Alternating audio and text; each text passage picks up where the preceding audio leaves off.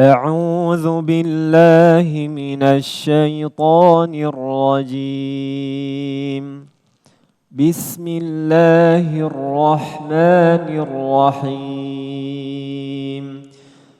يا أيها الذين آمنوا لا يسخر قوم من قوم عسى أن يكونوا خيرا منهم ولا نساء من نساء عسى أن يكن خيرا منهن ولا تلمزوا أنفسكم ولا تنابزوا بالألقاب بئس الاسم الفسوق بعد الإيمان ومن لم يتب فأولئك هم الظالمون. يا أيها الذين آمنوا اجتنبوا كثيرا من الظن إن بعض الظن إثم ولا تجسسوا ولا يغتب بعضكم بعضا أيحب أحدكم أن يأكل لحم أخيه ميتا فكرهتموه واتقوا الله إن الله تواب رحيم. صدق الله العظيم.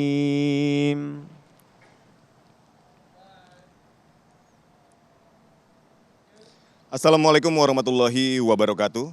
Alhamdulillahirabbil alamin wa bihi nasta'in wa ala umri dunya waddin wassalatu wassalamu ala asrofil anbiya wal mursalin wa ala alihi washabihi ajmain. Rabbis roli sodri wa yassirli amri wahlul 'uqdatam min lisani yafqahu qauli. Pemirsa, segala puji kita panjatkan bagi Allah Subhanahu wa taala. Salawat serta salam juga kita haturkan kepada junjungan besar kita Nabi Muhammad sallallahu alaihi wasallam. Alhamdulillah, senang sekali pada siang hari ini saya Aditya Nugroho dapat menjumpai Anda semua dalam Majelis Ilmu Damai Indonesiaku spesial Ramadan, dan semoga kita semua masih diberikan semangat untuk menjalankan ibadah puasa di bulan Ramadan ini. Tema kita hari ini merupakan sebuah tema yang sangat penting yang akan membahas tentang menjaga diri dan keluarga dari penyakit hati. Kita akan membahas mengenai apa yang dimaksud dengan penyakit hati, macam-macam penyakit hati, bahaya penyakit hati, dan bagaimana cara melindungi diri dan keluarga dari penyakit hati ini. Sudah bersama kita di sini ada guru-guru kita, yaitu ada Ustadz Amir Faisal dan Ustadz Erik Yusuf yang akan menyampaikan tausiahnya kepada kita semua. Disiarkan langsung dari Masjid Darussalam, Perumahan Taman Sari Persada, Jalan Persada Golf Raya, Jati Bening, Bekasi. Inilah Damai Indonesiaku spesial Ramadan yang dipersembahkan oleh Sarung Wadimor, tentu sarung kita. Selamat menyaksikan. Bismillah, salatu wassalamu rasulillah wa ala alihi wa sahbihi wa mawala. Asyhadu an la ilaha illallah wahdahu la syarikalah wa asyhadu anna Muhammadan abduhu wa rasuluhu la nabiyya ba'da. Allahumma shalli wa barik salim ala sayyidina Muhammadin wa ala alihi washabihi ajmain. Amma ba'du. Salam yang terbaik, salam para malaikat kepada para calon penghuni surga semuanya insyaallah. Assalamualaikum warahmatullahi wabarakatuh. Masya Allah ya, di bulan Ramadan ini betul ya kata Abi Fat tadi, kalau berpuasa di bulan Ramadan nampak semuanya ini ibu-ibu jadi cantik-cantik semuanya ya. Tadinya cantik tapi jadi lebih cantik. Nah, bapak-bapak juga, apa cantik juga bapak-bapak. Kenapa itu? Karena ruhiyahnya Bu. Inner beauty-nya, karena semakin bersih, semakin kemudian munawar, terpancar, terang, benderang gitu kan. Tapi Abi mohon maaf ini kayaknya bukan ibu-ibu nih Abi. Ini teteh-teteh semua ini masih 20 tahunan, 21 tahun ini. Masya Allah. Ya, alhamdulillah. Nah, mengenai penyakit hati ya. Kalau kita lihat di sini tuh ada ala wa inna fi jasadi mudghah ya. Iza saluhat salahal jasadu kulluh ya. Tapi kalau iza fasadal jasadu kulluh. Apa itu? Ala wahyal qalbu. Jadi Rasulullah SAW menyampaikan ya bahwa ada segumpal darah ya yang kalau dia baik seluruhnya jadi baik seluruh tubuh itu. Tetapi kalau dia jelek seluruh tubuh itu jadi jelek. Apa itu? Kolbu, hati. Nah, beda ya kalau hati, kalau liver itu al-kabid itu liver. Tapi kalau kolbu itu dipahami sebagai hati ya, kolbu. Nah karenanya kalau kita lihat ada beberapa hal yang kemudian kita pahami, ada yang namanya kolbun salim. Ketika hati itu hati yang selamat ya, dipahami sebagai hati yang selamat. Nah ini ketika kita berpuasa di bulan Ramadan, kelihatan nih kolbunnya semua jadi kolbun salim semuanya kan, amin. Tapi ada yang kemudian disebut dengan kolbun mayit. Nah, kolbun mayit itu kolbu yang terkunci, yang seperti mati. Ya, dia sudah tidak bisa membedakan lagi mana yang hak, mana yang batil. Gitu. Itu kolbun mayit. Tapi yang kita bahas sekarang adalah kolbun marid. Ya, hati yang apa? Yang ada penyakitnya. Hati yang ada penyakitnya di sini. Kira-kira hati yang ada penyakit itu yang kayak gimana misalnya? Misalnya nih ibu-ibu ya, ini bapak-bapak. Tetangga misalnya beli mobil baru gitu kan. Terus kemudian lihat tetangga, mau beli mobil baru. Wah Pak, tetangga punya mobil baru tuh. Bapak kan sama satu lifting, satu angkatan, satu jabatan gitu ya posisinya. Kok dia bisa membeli mobil Bapak enggak? Korupsi kali. Suuzon. Itu ada apa namanya?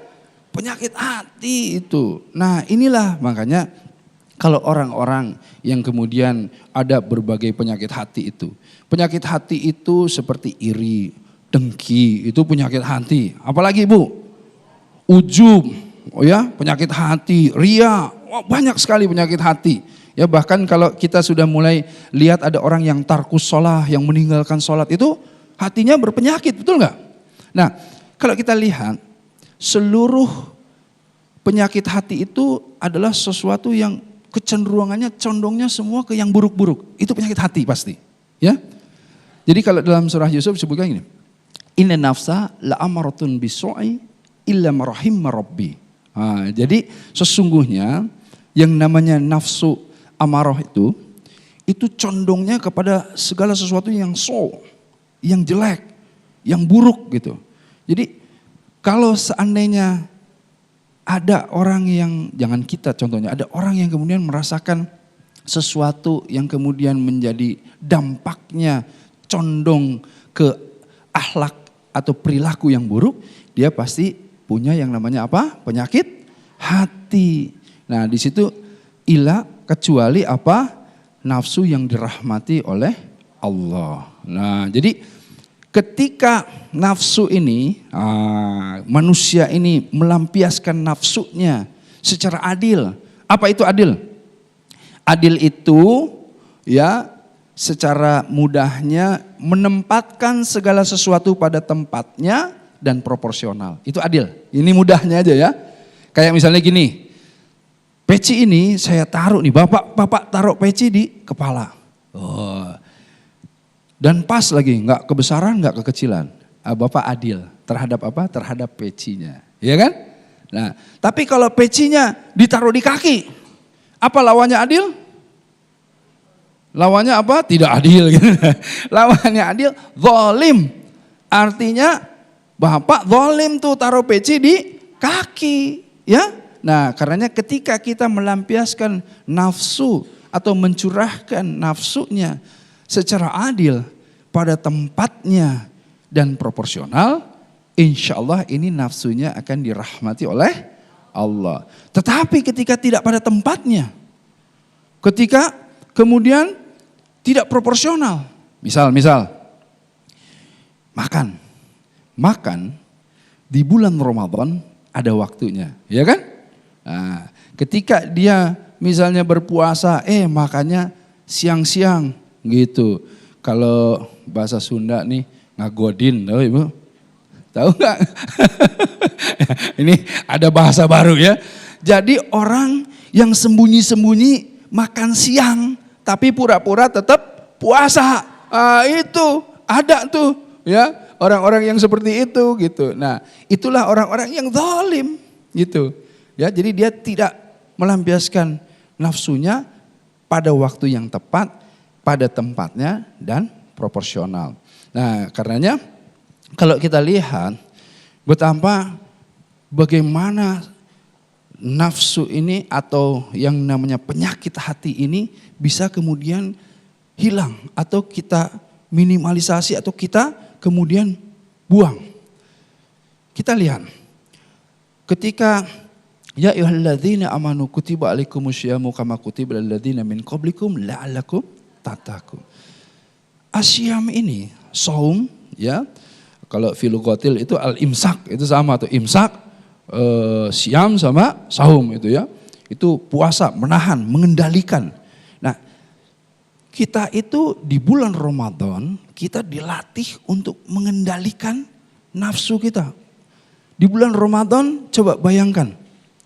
Kita menahan yang namanya lapar, menahan yang namanya dahaga. Kemudian kita bukan hanya lapar dan dahaga saja di bulan Ramadan, betul nggak? Tetapi kita mengendalikan diri. Ya, kita mengendalikan diri dari apa? Dari perkataan-perkataan yang buruk, dari pandangan-pandangan yang tidak tepat, dari apa yang kita dengar. Betul nggak? Artinya penyakit hati itu ditimbulkan dari mana sih sebetulnya? Nah, dari segala sesuatu yang masuk, Bu. Karena apa? Secara fitrah kita diciptakan oleh Allah itu suci, betul nggak? Seperti bayi yang baru lahir, ya kan? Tidak ada dosa. Tetapi kemudian kenapa bisa ada penyakit hati? Karena dia tidak mengendalikan pandangannya. Tidak apa? Godol basor. Ya. Kemudian dia juga tidak mengendalikan pembicaraannya atau lisannya. Dia tidak mengendalikan apa-apa yang masuk ke dalam dirinya. Nah itulah karenanya itu harus kita kendalikan, harus kita tahan di bulan Ramadan agar supaya ini terlatih. Dan insya Allah setelah bulan Ramadan lulus semuanya ya menjadi manusia-manusia yang baru dengan hati yang fitrah. Ya insya Allah ya. Alhamdulillah. Ini soalnya udah berdiri padahal kita bisa bicara gini sampai subuh ya. Udah dikodein itu. Udah dikodein gitu. Baik. Fadol. Masya Allah, luar biasa. Tausiah dari Ustadz Erik Yusuf atau yang biasa kita sapa dengan panggilan Kang Erik. Jadi hati ini dibagi menjadi 3 kelompok, yaitu hati yang sehat yaitu kolbu sahih, hati yang sakit yaitu kolbu marid, dan hati yang mati yaitu kolbu mayit. Kang Erik tadi sudah menjelaskan berbagai macam dari penyakit hati dan bahayanya penyakit hati. Nah di segmen 2 nanti kita akan mendengarkan tausiah dari guru kita, ada Ustadz Abi Amir Faisal yang akan menjelaskan tentang menjaga diri dan keluarga dari penyakit hati. Pemirsa, kami masih akan kembali usai jeda pariwara berikut ini. Tetaplah di Damai Indonesiaku Spesial Ramadan.